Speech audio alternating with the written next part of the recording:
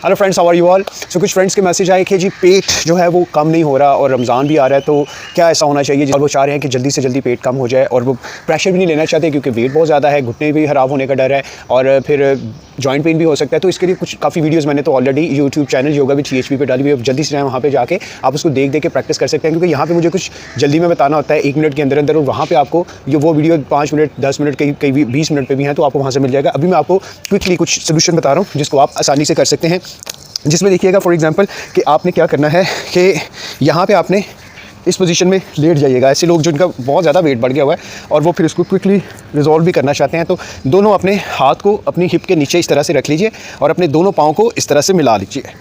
इनको आपने खोलना नहीं, इनको मिलाए रखना है और यहाँ से आपने इसको सिर्फ अपनी तरफ लेके आना। 1, इसको नीचे भी नहीं लेके जाना, अपने ज़मीन पर नहीं रखना। इस तरह से आपने सिर्फ इसको 1 2, आप हिप के नीचे भी रख सकते हैं, साइड पर भी रख सकते हैं, 4